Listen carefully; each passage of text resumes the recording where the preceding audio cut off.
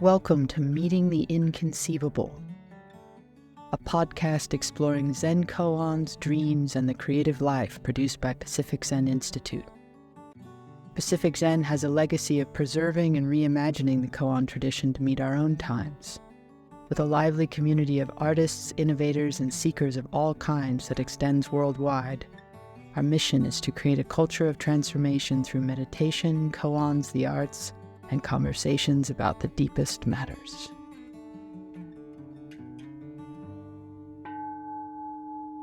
In this episode, Roshi John Tarrant takes up a Zen koan from the miscellaneous collection that instructs, "Put out that fire across the river."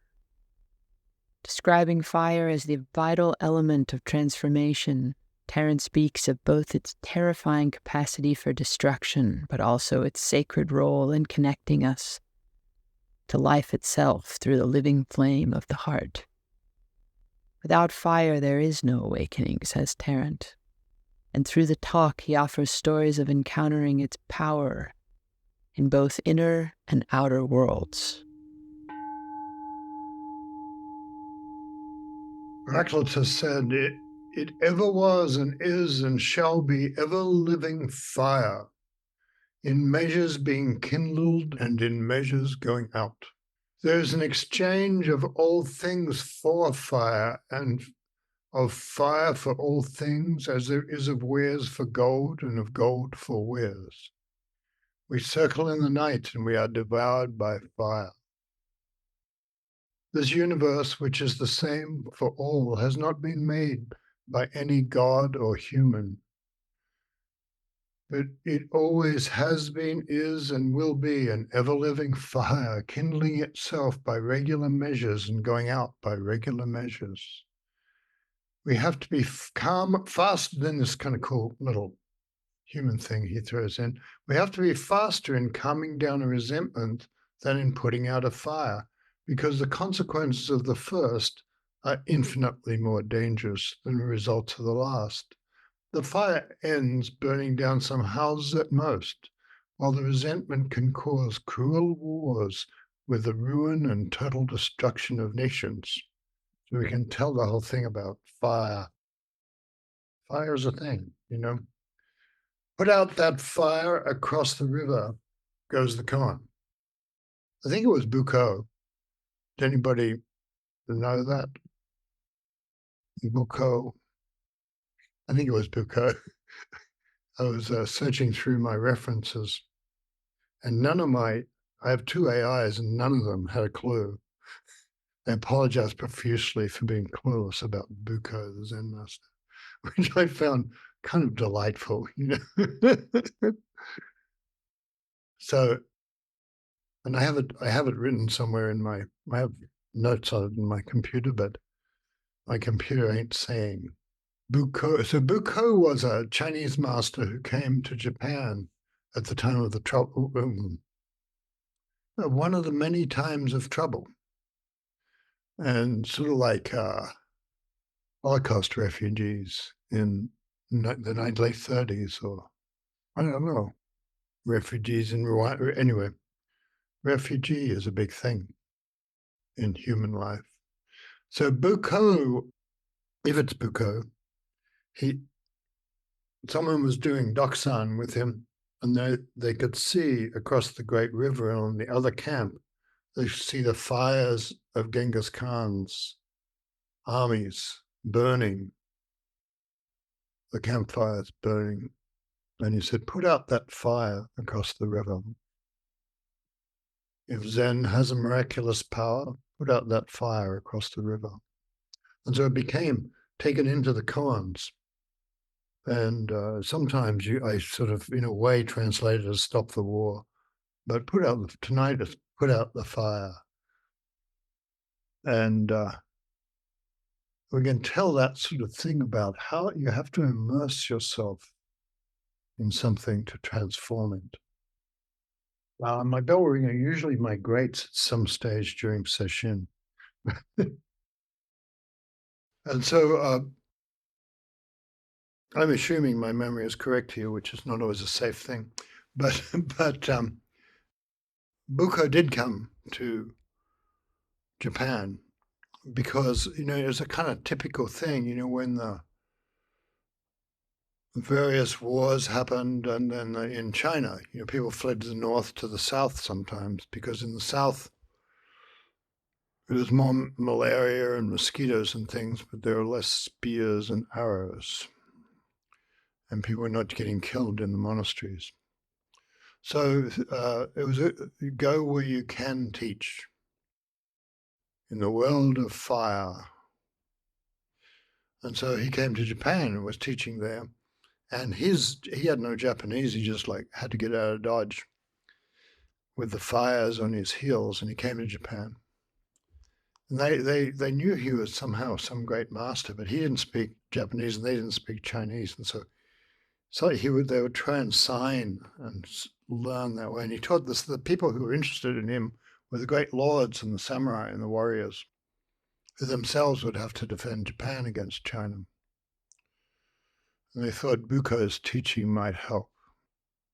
And so put out the fire across the river did become a big samurai koan. And Buko and people would carefully write down what they heard, and their ears were pretty good. So centuries later, people could translate what the deep teachings Buko was giving. And there'd be things like, "May I have some water?" That's great. This is the wonderful thing. Well, we can give him some water now. Put out the fire across the river. So the fire is always here, and it's in us. And it's one of the great metaphors of transformation, metaphors for the transformation of us, of the psyche, the spirit. And so the alchemy became a whole metaphor. Alchemy was kind of, a strange thing. And if you look it up on your helpful AI thing, it actually won't be that helpful. But I remember there were alchemists I remember reading when I was like 18 or something about the alchemical text from Alexandria, which was, like 300 or something like that.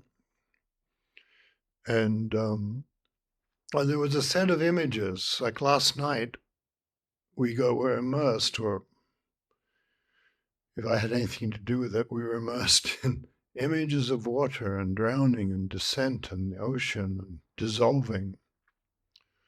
And this is about images of fire and transformation. And fire, we know, destroys and transforms. And if there's a fire in us, we can't achieve much if there isn't, So let me have a look at. And so there are a lot of koans about fire, and fire is a great, terrible thing as well. In Tasmania, in Australia, where I come from, and in Sonoma County, where I come from. So the fires about 5.5 years ago in Sonoma County, they burned out 200-foot plumes as they're burning houses, and they came bolting across the fields and came to my house, and I was away at the time, and they caught a big eucalyptus across the road, which is sort of catnip for fires.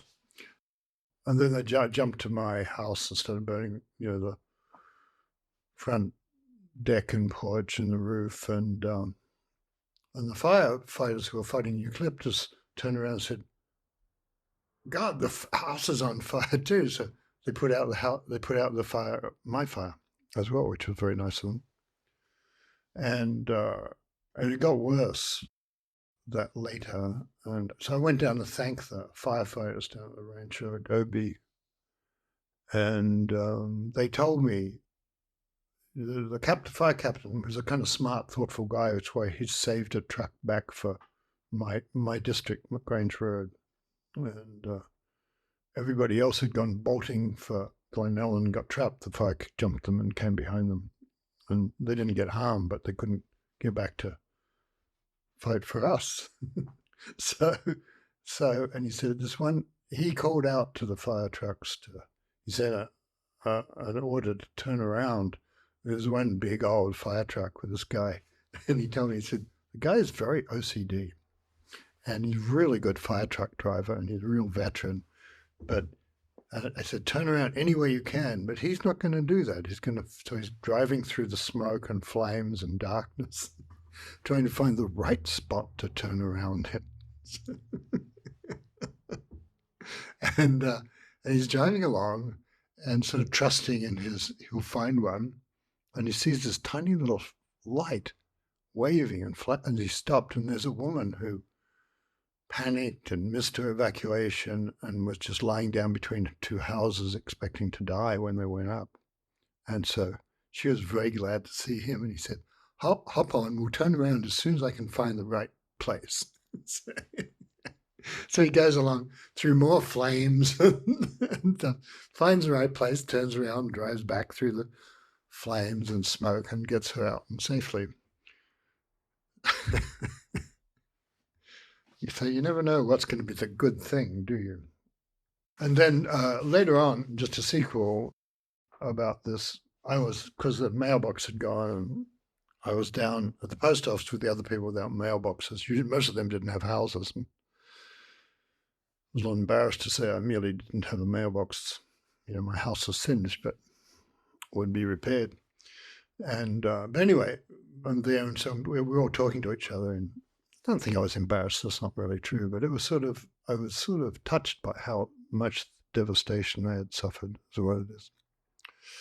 And so they went, people would be gossiping while we're waiting at some special window for the fire people and some mail. This guy told me about that he had a fireproof safe. And so it was the safe of ages that would survive a nuclear blast or anything. And he had various things in it. He had collections of heirloom watches, and he had a couple of vintage cars that had aluminum blocks in the engine, so they couldn't have been that old. I just looked that up. I got the AI to look up, when did aluminum come into cars? You notice it very early. The Wright brothers had aluminum in their engine apparently, but mainly in the 60s. And then the old vintage cars had melted in the fire and had all run. Pardon, those of you who are local kind of know about all this, but it had run down the driveway and completely wrecked his lovely old Mustangs and things. And but then he said he had a fireproof safe, and so he opened the safe, and it was great, the mechanism. And he opened it up and had platinum watches and all that sort of thing, and gold watches, and there were just puddles inside. And he had all sorts of stock certificates and wills and proof of this and that, all vaporized by the heat. So a fireproof safe will protect you against anything except fire, which is sort of rather wonderful. And he was even amused by it. So the fire. Let me see, there's something I want to read you here. This is Cellini, the great goldsmith of the Renaissance. And he, I don't know, somebody else, maybe it was Vasari or someone, said he was such a blowhard. So anyway, but he told this wonderful story, which Borges also was struck by, and he put it in his book of imaginary beings. But when I was about 5 years old, my father happened to be in a basement chamber of our house where they had been washing, and where a good fire of oak logs was still burning. Happening to look in the fire, he spied in the middle of those most burning flames a little creature like a lizard, which was sporting in the core of the intensest coals. Becoming instantly aware of what the thing was, he had my sister and me called, and pointing it out to us as children, gave me a great box on the ears, which caused me to howl and weep with all my might. He then pacified me good-humoredly and spoke as follows. My dear little boy, I'm not striking you for any wrong that you have done, but only to make you remember that that lizard which you see in the fire is a salamander, a creature which has never been seen before by any one of whom we have credible information. So the salamander lives in the eternal fire.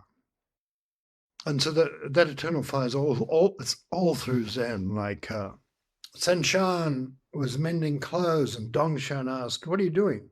"Mending." What does it look like I'm doing? "Mending," said Senshan. "How's it going?" asked Dongshan. Sort of always a dangerous question with Dongshan. "How's it going?" "One stitch follows another," said Senshan. "We have been traveling together for 20 years and you're still talking like that," said Dongshan. "How can you be so clueless?" "How do you mend then?" "With each stitch the whole world is spewing flames," said Dongshan. So, next time you're sewing, just remember, it's wonderful, isn't it? Like, out of your own hands, out of your own heart, when you meet someone, that's what desire is. It's a kind of flame, or love is. It's a kind of flame that's in the heart and a warmth. And we look around through the little Advent windows, the little sacred windows, and we can feel the flame that connects us, heart. And I found there's something sacred about flame. People keep doing it. I found this guy, somehow I kept this snippet where this guy was working on the Oblivion team, which is a big, famous computer game. And he was doing this side project that he got obsessed with, which he wasn't told to do, but nobody stopped people doing side projects because he would, sometimes great things came out of him. But his side project using the game engine was he had a chapel, and people would wander by and say, "What are you doing with all these sheep?" And he had all these sheep in a chapel, and then he learned how to set them on perpetual fire, ever-living sheep with ever-living fire. So he had a whole chapel full of perpetually burning sheep. And he just thought that was the greatest thing, so I thought I would pass that on to you. Perpetually burning sheep. So it's, that we're all on fire, just like those sheep. We're on fire for staying alive. We're on fire for really love of each other, and passionate hatred of each other. It's a kind of fire, It's all there. And so you go with the fire, you kind of go with the images, I think. You're someone who went with the images.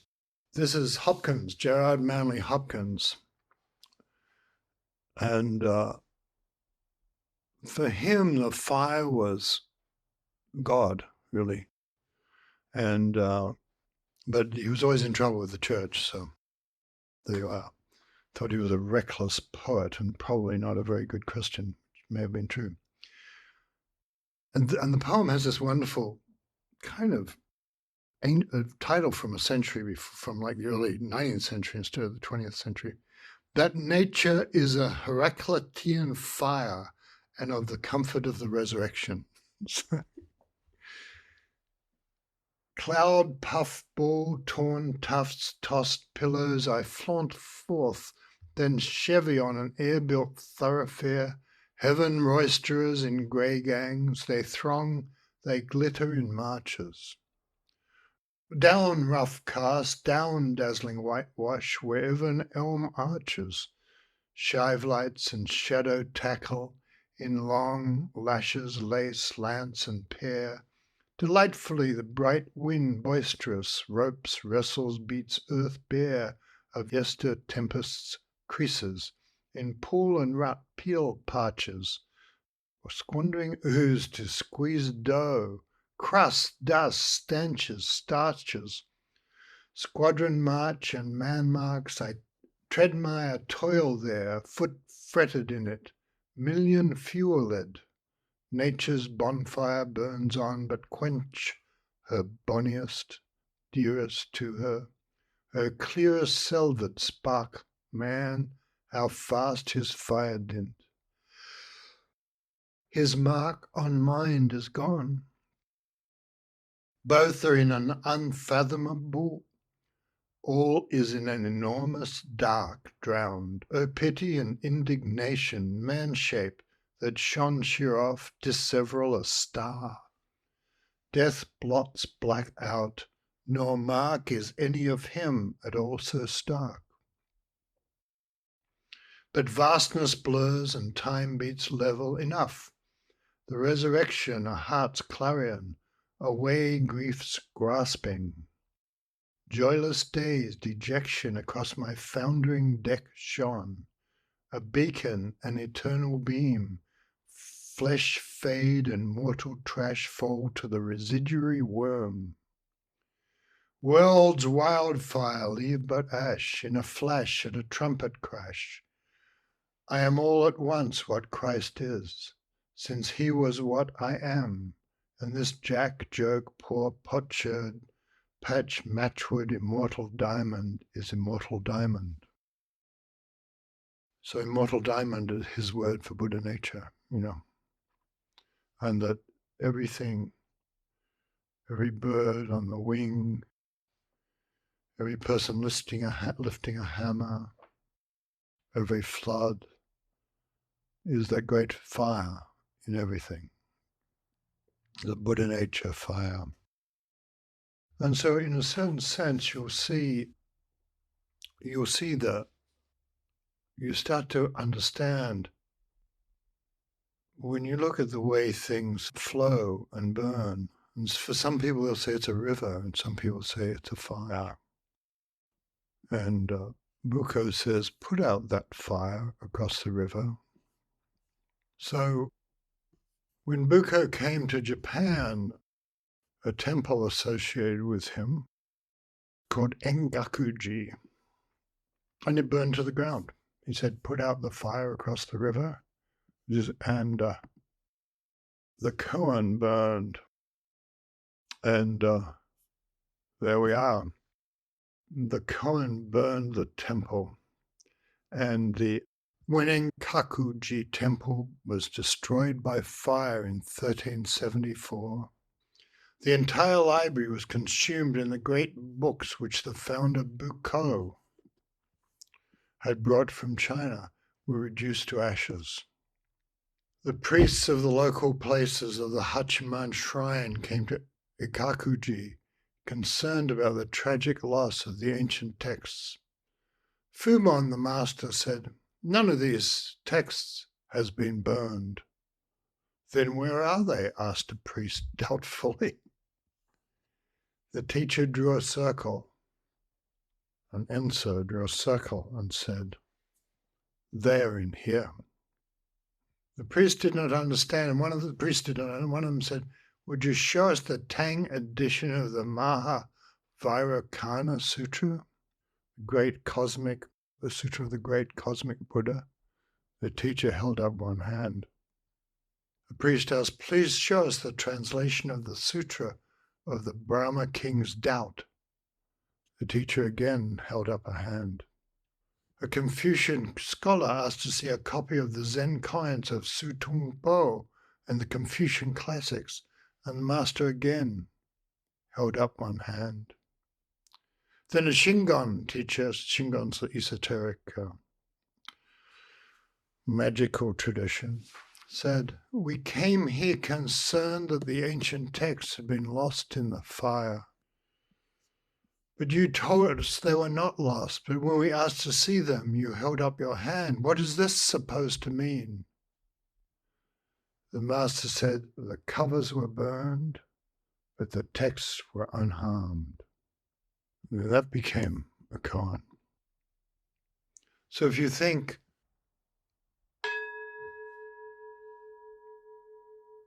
can you become one with that sound?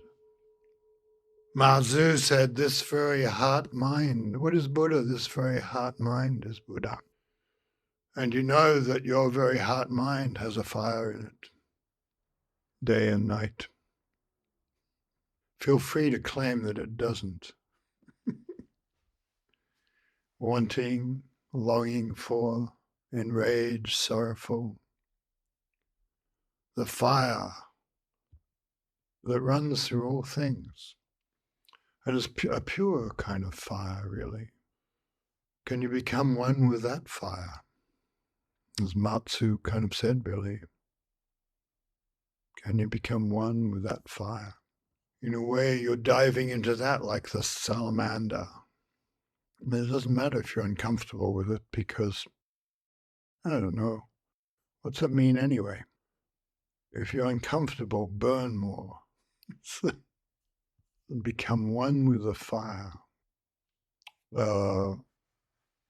Same teacher, Dongshan. When cold and heat visit us, how do we avoid them? Why don't you go where there's no cold or heat? And he said, Dongshan said, when it's cold, the cold kills you. When it's hot, the heat kills you. So you become one with the fire. So I think I'm going to stop there. Can you become one with the fire? I think you can become one with the bell. Try again. Go for it. No reservations. Or one with the sound. You used to hear the sound of the keisaku, the stick slapping in the zendo. And it would break sometimes. But you become one with that sound.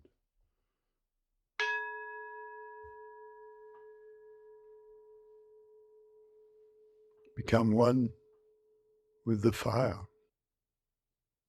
All things burn. And you can tell we're always in the fire. You know that tumble of koans that we started with?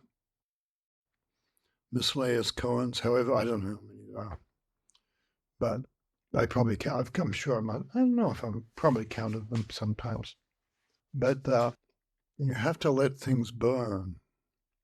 And then something will appear, like that salamander. But the koan that you need will appear, and it will choose you. And people used to, I don't know if they do that now, but people used to say, well, I don't know how to choose a koan. No need to choose a koan. A koan will choose you and you'll get burned by it. You have to put ointment on your heart and inside your head. So yeah, become one with the fire. You'll know. Tess, do you want to say anything? We're going to start, see if the room will warm up, and if it won't, we'll just go back to meditation. Always. Add some fire. I can add some fire. What's interesting, I also happened to be looking into Buko right before this retreat for reasons that are mysterious to me, but the one in the other koan in the miscellaneous when the woman who becomes a nun says, what is Zen? And he says, Zen is the heart of the one who asks. One of the stories that I read about him that seems to be in the fire domain was that when the troubles were happening, the troubled came into his temple and a lot of people had fled and they were threatening to take his life.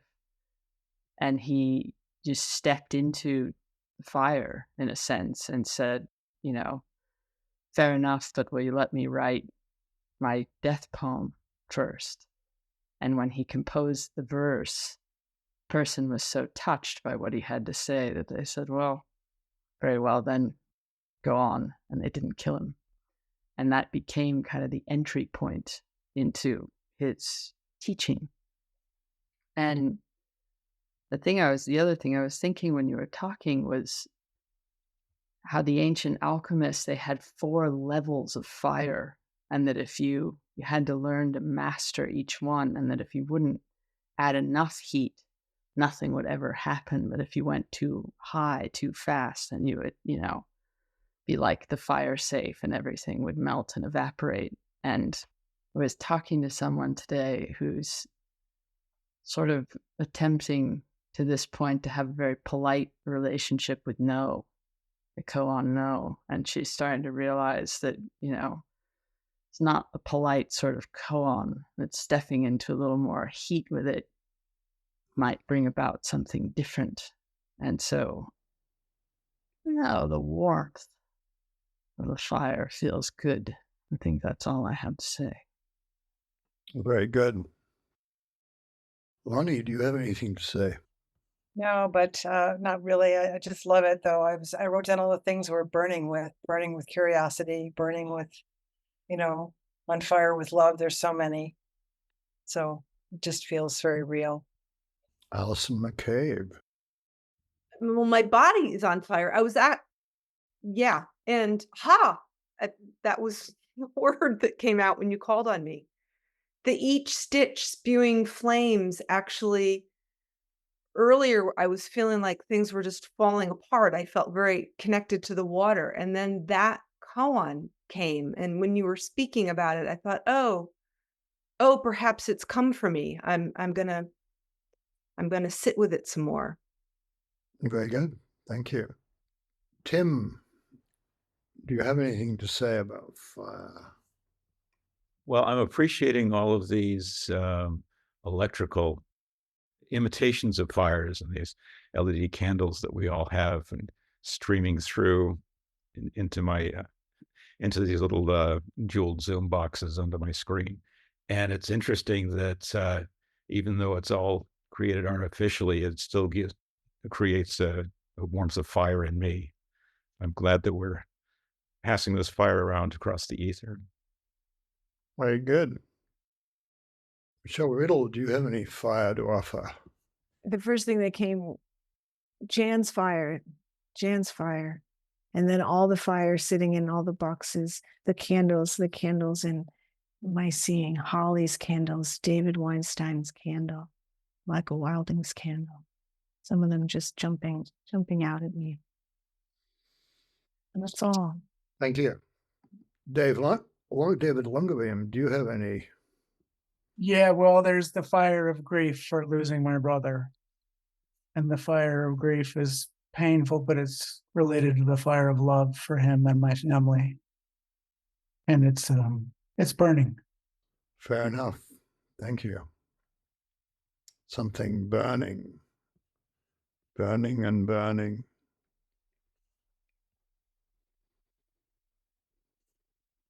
Anybody want to raise a paw? Contribute about fire? Burn the temple down. At the end of the Kalpa, when the great fire sweeps through, does disco with it? What do you think? Yes, it does. It is. But that's just what I think. It's the same thing. The covers of the universe are burned. The universe itself is unharmed. Nicola, do you want to say anything? I've been enjoying Jan's fire and the noises it makes, which sometimes sound like the hitting of the sticks. And I've been feeling quite envious of it because I don't have one here at the moment. Thank you. Envy is a great fire all by itself. Yeah, it's keeping me warm. Christy Lee Engel has raised her hand somewhere, and I have to find her. Here she is. And then that'll be it.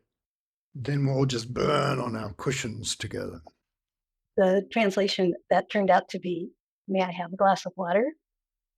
reminded me of, I went to hear an acupuncture teacher, Dr. Tran, a very elegant Vietnamese professor who translated Chinese medicine and had immigrated to France. So he lectured in French. And the only thing I remember from the weekend was that he told us that the world is on fire. And all we need to do, or all we can do, is bring water. And then he went out for the break and he was chain smoking these black French cigarettes. And I felt my fire go up because I was a little outraged at him. But also I thought, oh, I want one of those cigarettes. So memories of fire. Fire, fire, fire. I think it's also fire brings us to things. I think when I don't know, I knew that I wanted to get across, to get into the world, to get across into the world, and fire burns the barriers, And I've told this before, but it keeps coming up that I was in Brisbane and sort of a bit I don't know, lost the way you are when you're lost, It didn't feel like a bad lost. It felt like a lost I'd put myself into. So, but being lost isn't enough. You need, in the alchemical system, you need the heat. And the alchemical colors are black. There's a bunch of them, but the fundamental ones are black, white, yellow, and red. Although there are other systems where it's a little bit different. Sometimes yellow comes last, the gold. Anyway, so I'm sort of trying to feel my way into the world, to cross over the barrier, to get immersed in the world. And I ran into someone at a lunch break who I knew a little bit, who was a senior editor at a publishing house where I just had a casual job as proofreading, copy editing and things. Then later on editing, but still trying to turn unreadable books into sellable books. And but there's something about, we just started chatting at lunchtime. We met on a street corner and I said, "What are you up to?" And she said, "Well, some Tibetans have come to town. I'm going to go sit a retreat with them." And that was it was a bit like saying I'm going to the moon personally in my car or something, because nobody knew Tibetans, had heard of Tibetans, knew that even they were a meditation tradition. It was an amazing thing. The provinces of the colonies, and so I said, "Well, it's a month-long silent retreat," and she said, "Yes." And I said, "Well, do you have a telephone number for them?" And she immediately said, "You can go, but if you do, you won't come back." And that fire is still burning now. No need to come back. People say, "Well, when should I take a break from meditating? When should I take a break from my koan?" No need. The koan will decide. Let the koan doesn't need a break from you. Just let the koan drive the process like that. So, yeah, put out the fire across the river. Go directly into the trouble.